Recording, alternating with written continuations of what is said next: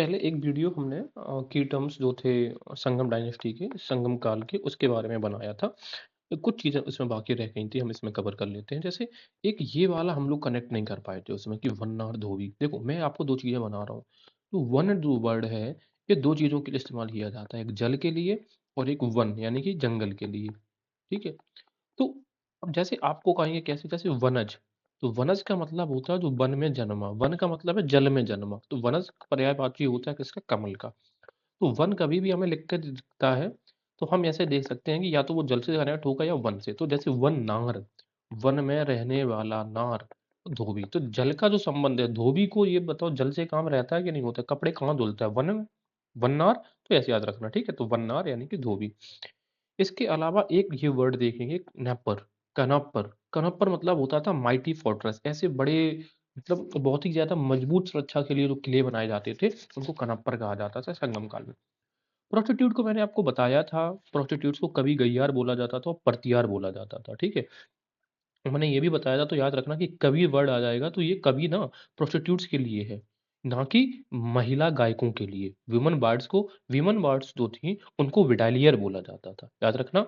Birds और विडालियर, birds मतलब है जो महिला संगीतज्ञ होती थी, राजा की तारीफ में गाती थी।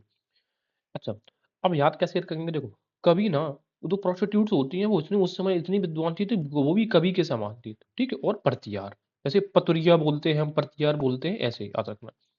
एक 2 चीज़ें और रखें, जो महिला वुमेन स्कॉलर थी उनको बोलते थे अवैयार, क्या बोलते थे? अवैयार।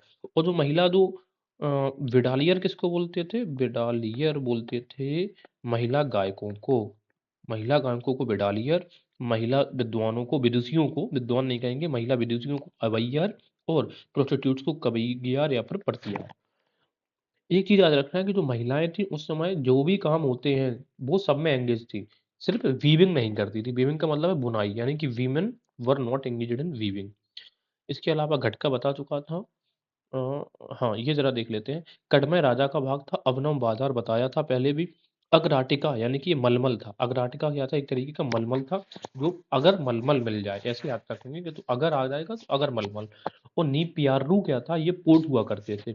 नीपियारू एक पोर्ट था, और फ्रॉम वेस्ट इम्पोर्टेड। कहने का मतलब ये है कि पश्चिम से जो घोड़े इम्पोर्ट किए जाते थे संगम काल में, वो इसी पोर्ट से किए जाते थे, नीपियारू से। इसके अलावा हमें 2 वर्ड्स और दिखेंगे ये, एन पेरूमुकुल और एन पेरायम। तो एन पेरूमुकुल मैंने बताया था, जब भी कभी पेरू आता है संगम में तो उसका मतलब होता था उच्च वर्ग के जो अधिकारी थे, उच्च वर्ग। और पेरायम यानी कि निचले वर्ग के। तो उच्च वर्ग में कौन-कौन आते थे? दूत। अब ये देखो, दूत, उनका इम्पोर्टेंस बहुत ज़्यादा था। इनको, जिनको हम ओरार भी बोलते थे, बताया था। तो ओरार यानी कि कौन होते थे? गुप्तचर होते थे।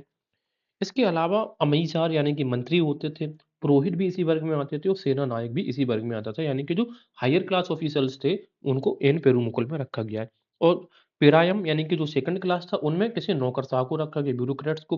प्रबुद्ध नागरिकों को भी इन्हीं में रखा गया है। और जो सेना के 3 अंग होते थे, उनको भी आपने इसी में रखा है।